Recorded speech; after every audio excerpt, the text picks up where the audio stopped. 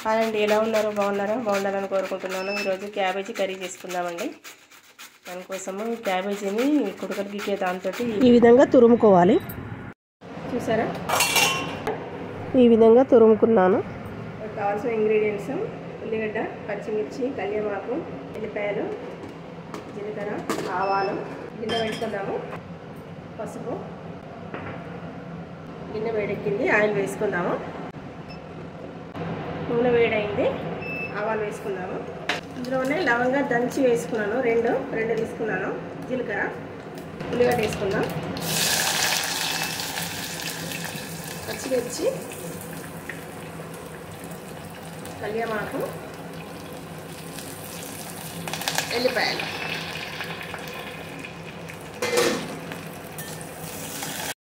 Salt వేసుకుందాము.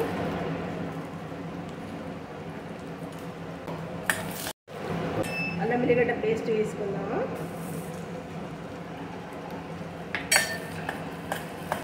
కాస్త ధనియా powder, కాస్త కారము, పసుపు,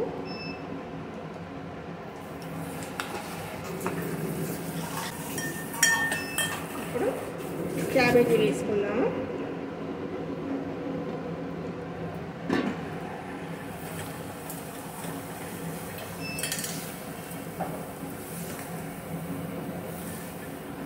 విధంగా అంతా వేసి కలుపుకోవాలి.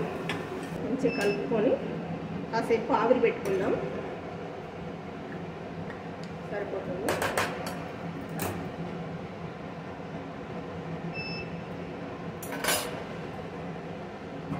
ఆవిరి పెట్టుకుందాం. ఇట్లా చూద్దాం ఒకసారి.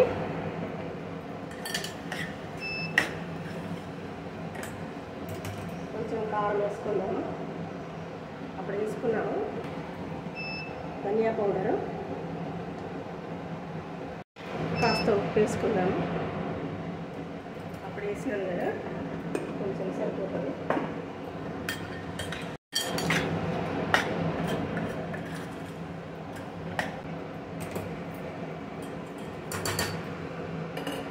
కొత్తిమీర వేసుకొని మూత పెట్టేసుకుందాము. 5 minutes ఆగి బంద్ చేసుకుందాం. 5 minutes తర్వాత బంద్ చేద్దాం. చూద్దాము. 5 minutes అయింది.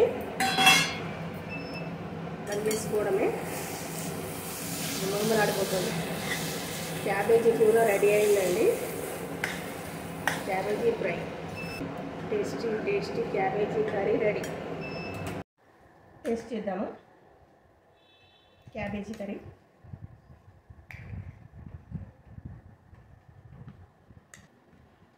చాలా బాగుంటుంది. క్యాబేజీ చారు అయితే ఇంకా బాగుంటుంది. ఇంకే చారు కూడా చేసుకున్నాను. టేస్ట్ చూసి చెప్తాను. చాలా బాగుంది. క్యాబేజీలో ఒక 2 లవంగాలు దంచుకొని పోపు దినుసులతో పాటు వేసుకోవాలి, వట్టి వేయకుండా. అప్పుడు టేస్ట్ ఉంటుంది. చాలు. పచ్చిపులుసుని పోపు చేసుకున్నాను. టేస్ట్ చేద్దాము.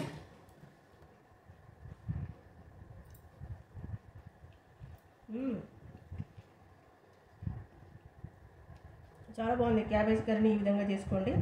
పచ్చిపులుసు చేసుకొని పోసుకొని తినండి. చాలా టేస్ట్ ఉంటుంది. థ్యాంక్స్ ఫర్ వాచింగ్ అండి. Thank you very much.